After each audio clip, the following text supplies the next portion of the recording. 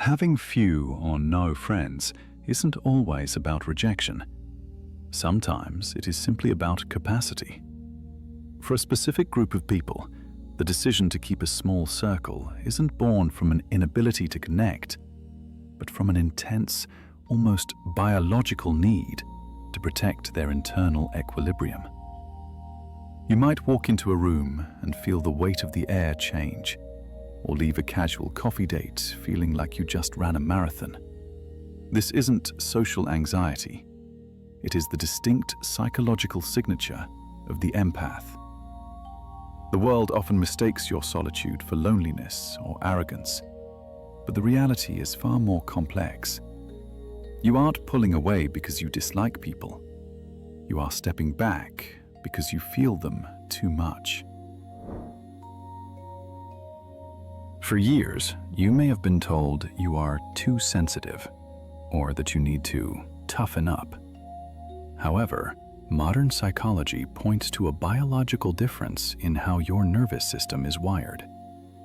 This is often linked to sensory processing sensitivity, a trait found in roughly 20% of the population. Your brain doesn't just filter information, it absorbs it. Most people can walk through a crowded street and ignore the noise, the smells, and the collective mood. But your system processes every single input at a high resolution. It is the difference between watching a movie on an old television and seeing it in IMAX 3D with surround sound. The input is richer, but the energy required to process it is astronomical. This isn't a flaw in your character. It is simply a higher cost of operation. You don't just notice when a friend is sad. You feel the heaviness in your own chest. Psychologists call this emotional contagion, and for empaths, it is constant. Specialized cells in the brain, often referred to as mirror neurons, allow humans to understand others by simulating their state. In you, these mechanisms are likely hyperactive. When you sit across from someone who is anxious, your heart rate might spike before they even say a word. You leave interactions carrying baggage that isn't yours, often without realizing where it came from. Since connection involves this literal transfer of energy, you cannot afford to be around just anyone. A 30-minute conversation with a pessimist can derail your entire afternoon. Keeping your circle small is not an act of snobbery. It is a necessary form of quarantine. Most social interaction relies on a certain level of surface-level exchange. We talk about the weather, the traffic, or the game last night. For you, these conversations can feel physically painful because your brain thrives on depth. You crave the why and the how, not the what. When you are forced to stay in the shallows of small talk, your mind spins its wheels, expending massive amounts of focus just to stay engaged in something that provides no nourishment. It feels like eating cardboard when you are starving. As a result, you might find yourself avoiding parties or mixers where this interaction is standard. You would rather sit in silence with one person who understands the universe than be the life of a party where no one is saying anything real. If this discussion resonates with your experience, take a second to subscribe and turn on notifications. We explore psychology and human nature like this every single week. Next, consider why your truth radar might be your biggest social hurdle. One of the most isolating aspects of being an empath is the ability to detect lies. We aren't just talking about malicious deception, but the little social lies people tell every day to get by. You can sense when a compliment is fake, when a smile doesn't reach the eyes, or when someone is secretly judging you while acting polite. This creates a jarring cognitive dissonance. You are seeing one thing, but feeling another. Participating in this social dance feels like being asked to act in a play where you don't know the lines and hate the plot. Because you value authenticity above almost anything else, you struggle to maintain friendships that require masking. You would rather have no friends than fake friends, and in a world that often runs on pleasantries, that choice naturally limits your numbers. There is a dark irony in the empath's social life. The people you attract are often the ones you should avoid. Because you radiate understanding and possess an uncanny ability to listen without judgment, you become a beacon for those in crisis. Narcissists and people with high emotional needs can spot you from across a crowded room. They view your empathy not as a gift to be cherished, but as a resource to be consumed. You become the free therapist, the one they called at 2 a.m. Initially, you might feel useful, but eventually, you realize the relationship is entirely one-sided. After being burned enough times by these energy vampires, you learn to build walls. You stop opening the door. The solitude you choose now is a direct response to the exhaustion of being used. For the average person, a weekend full of social events is a way to recharge. For you, it is a debt that must be paid. Psychologists sometimes refer to this as the introvert hangover, but for empaths, the symptoms can be physical. After a significant social gathering, you might experience brain fog, irritability, or intense fatigue that sleep alone doesn't fix. Your nervous system has been firing on all cylinders, processing micro-expressions, tone shifts, and ambient energy for hours. Recovery requires total withdrawal. You might need a full day of silence just to return to your baseline. Because the cost of recovery is so high, you become extremely calculated about where you spend your energy. If an event isn't worth the 2-day recovery period, you simply won't go. The biggest misunderstanding outsiders have is that you are lonely. They see you sitting alone in a park or staying in on a Friday night and assume you are sad. They are projecting their own needs onto you. For the empath, solitude is not an absence of company. It is the presence of peace.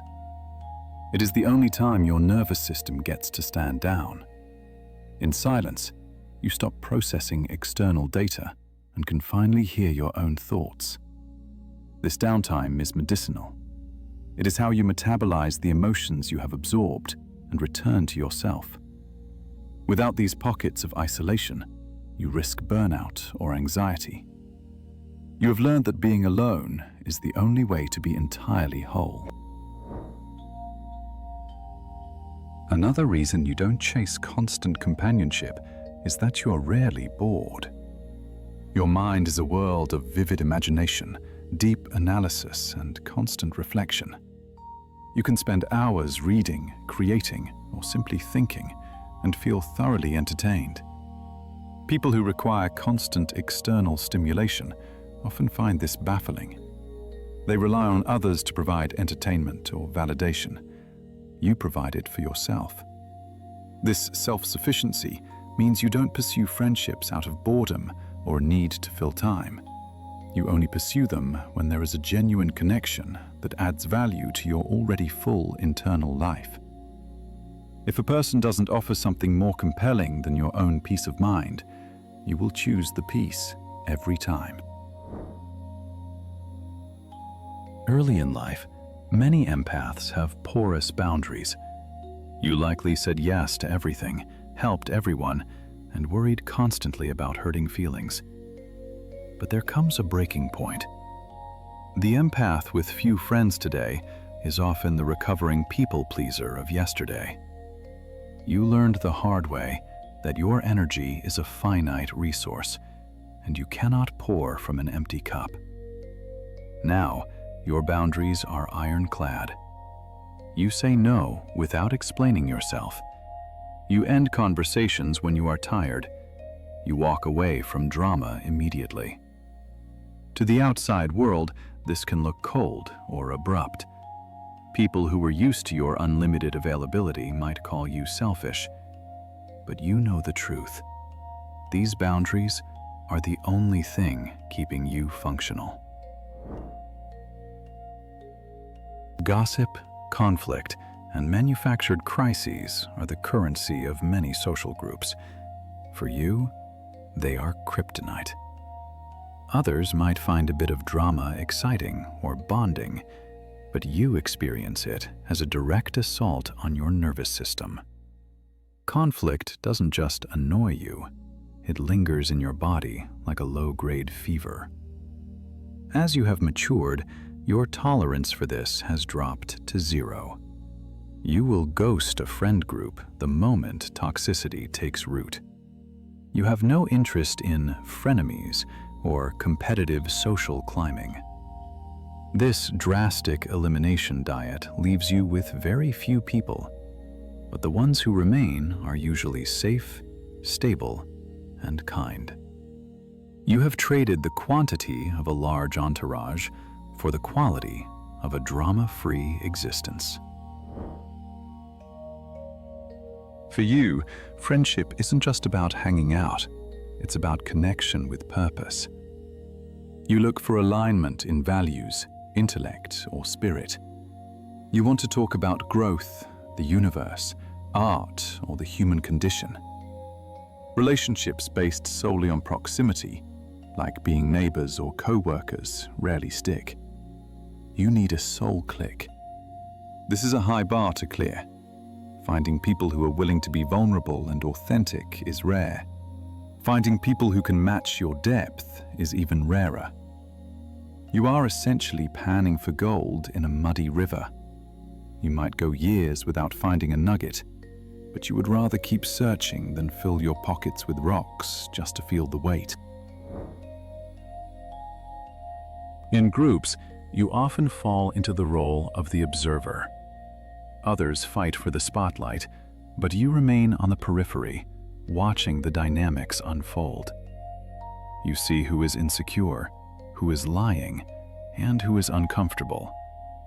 This vantage point is fascinating, but it sets you apart.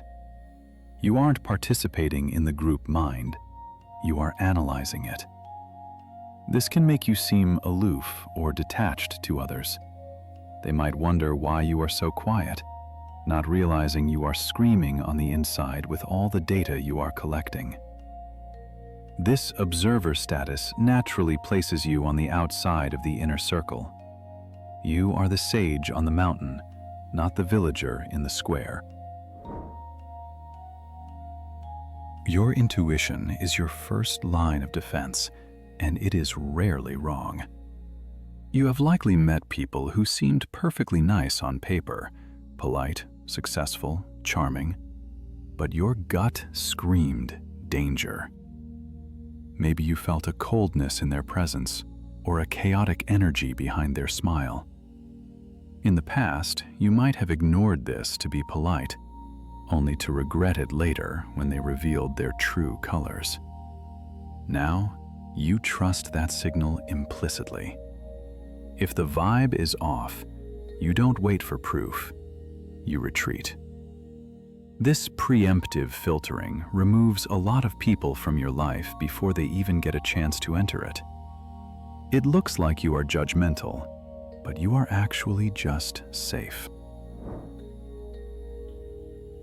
There is a final, quieter reason for your isolation. You hate the idea of being a burden.